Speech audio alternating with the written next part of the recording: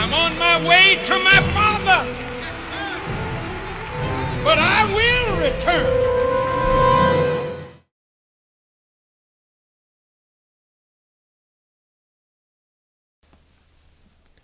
On the day when their leaders are turned back into the fire, they say, "Oh, would that we had obeyed Allah and obeyed the messenger." And they say, "Our Lord, we only obeyed our leaders and our great men, so they led us astray from the path. Our Lord, give them a double chastisement and curse them with a great curse. O you who believe, be not like those who maligned Moses, but Allah cleared him of what they said, and he was worthy of regard with Allah." Now, these verses come from a surah titled The Allies, Surah 33 of the Holy Quran, which addresses the messenger's domestic life, in this case, the Messiah's domestic life. Now, a cursory analysis of these verses indicates that those who obeyed their leaders and great men were in disobedience to Allah and his messenger, and consequently led astray from the right path. So this meant that they had been on the right path. Therefore, these verses involve the deviation of those who claim to believe in Allah and his messenger. This is why Allah in verse 69 warns the believers directly to not malign the messenger as those who claim to believe in Moses malign him. Now, the Moses here refers to the prophetic Moses and not the historical Moses. The Bible story of Moses, narrative of Moses, is not for the one who raised the Caucasian people up from the caves and hillsides of Europe. That's the historical Moses. The prophetic Moses refers to the Honorable Elijah Muhammad, who was raised as the redeemer of the real children of Israel, the black people of the Western Hemisphere. Let us consider the following from Brother Jabril Muhammad. A few weeks ago here in Phoenix, he, meaning Minister Farrakhan, said something to me that reminded me of something that the Honorable Elijah Muhammad told me back in 1966. He told me he knew the exact year he would get 10 million followers. He was not boasting when he told me that, nor when he said he will get all of us into the millions through Minister Farrakhan. Well, a follower is one whose belief has led that person to pattern his or her life after the one being followed. So a strong follower of the Messiah is a disciple of the Messiah. And this extends beyond just mere belief alone. So when followers is mentioned, then we're talking about believers, I guess, to the nth degree. And it's going to be 10 million. So naturally, the square footage of space in all the mosques and study groups that exist could not contain 10 million followers who believe in the Honorable Louis Farrakhan. Now, one of the most challenging tasks of believers in any charismatic leader, those who believe in that leader, such as the Honorable Louis Farrakhan, is to be placed in a position where you are urged to explain the controversial actions of that leader, especially at a time when that leader is not available to fully explain or even defend his or her actions. So this predicament is particularly pressing for those who consider themselves to be leaders under that specific leader. In other words, they lead others. And as such, they are thrust into the forefront to address the controversies involving that leader. Again, that's just normal. And the following, or those who believe in the leader, look to such persons to bring the explanation.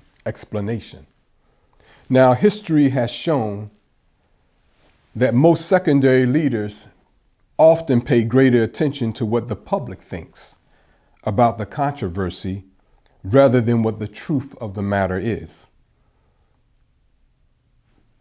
And of course, that doesn't mean that you capitulate, but it could mean that there's an eagerness to respond to every pebble that's thrown against the leader, which also can be a big mistake. Now, of course, those addressing the controversy must know the truth. Otherwise, they face the possibility of leading those under their leadership astray. Often those entrusted with leadership, they do usually capitulate for the sake of easing their own burdens rather than standing on what they know and believe.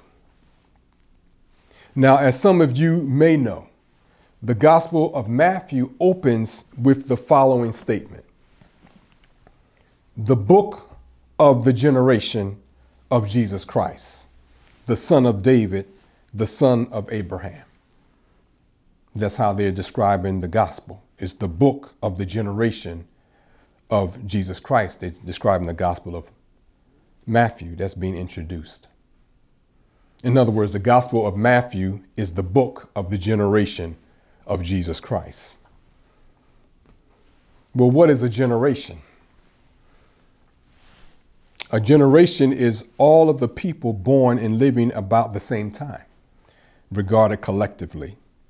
And it can be described as the average period generally considered to be about 30 years, during which children are born and grow up, become adults, and begin to have children of their own.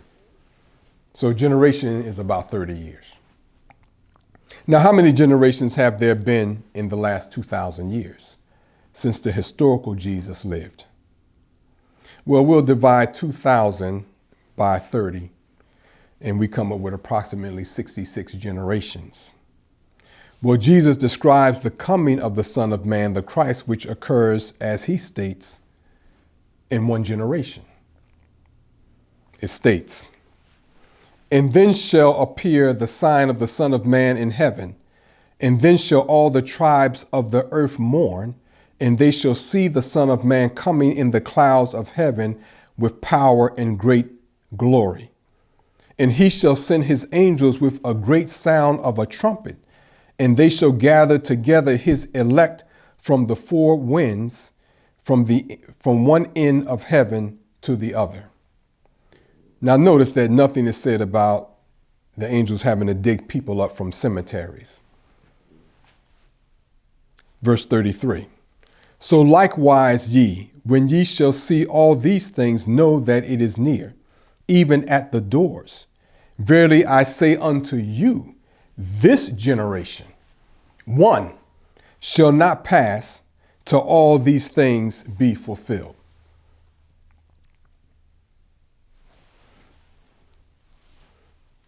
So again, if this had occurred 2,000 years ago, then we would be 65 generations into the kingdom of God at this point. And we know that we are not in the kingdom of God. And if this had happened 2,000 years ago, then there'd be no concept of a second coming 2,000 years later. One generation, 30 years. Did the Honorable Elijah Muhammad establish the expectation that the prophecy narrating the work of John the Baptist would one day be fulfilled? Absolutely. The Honorable Louis Farrakhan stated the following in his most recent message titled, "Jesus is the Key, Part 2. He states, "The big Jesus, the Son of Man that came out of the east even unto the west, in the 24th chapter of Matthew, that's Master Fard Muhammad, the great Mahdi. He came to North America by himself, and he raised the Honorable Elijah Muhammad. And for 43 years, Elijah Muhammad taught us, but he never told us who he was. But before he left us, he said to the Honorable Louis Farrakhan, 'Brother, don't worry about where you are in the scriptures. You make my great commission known, and I will represent you to the people. Well, here the Honorable Elijah Muhammad is establishing the fact that the Honorable Louis Farrakhan is in the scriptures. Maybe he already knew that, but now the Honorable Elijah Muhammad is telling him that in his own way of doing that. Well, how does the Honorable Elijah Muhammad represent the Honorable Louis Farrakhan to the people, which he was to do after he departed in 1975 to be with Master Fard Muhammad? Now, on a more national level, by referring to Jesus as King of the Jews, Pilate again separated himself from those who wanted Jesus crucified. So in this sense, if Jesus is the King of the Jews, meaning King of the children of Israel, then the chief priests, the scribes, the elders in the whole council are of the Honorable Louis Farrakhan's people, the black people of the Western Hemisphere in particular. Now, in a previous message, we identified the chief priests as the religious leaders among black people. Maybe your high-profile preachers that got big television ministry. The elders here could represent leaders of the black civil rights organizations. Although they may be young, the civil rights organizations are old, so they could be considered the elders. And the scribes are the black news media outlets and black news media personalities. Well, who then is the whole council that joins the chief priests and the elders and the scribes? Is it potentially the executive council of the Nation of Islam? Specifically, a misrepresentation of the executive council. What do you mean? Well, the executive council's responsibilities and powers are delineated in the Muhammad Ma's Provisional Constitution, which I personally didn't find published anywhere on the Nation of Islam's website, unless I missed it. But if I didn't, that's a travesty, because what does it mean? Well, for one, it may mean that many of the registered members of the Nation of Islam are unaware of their provisional constitution. As such, the Executive Council is a mysterious body to everyone but themselves. Equally as daunting is that the absence of public information and knowledge about the Muhammad Ma's Provisional Constitution may serve as an opening for the pundits of the Synagogue of Satan to deviously misrepresent the Executive Council's relationship to the Honorable Louis Farrakhan. In fact, this has been underway for several years. Some of these persons have went as far to state that the Executive Council is authorized to reprimand and even remove the Honorable Louis Farrakhan.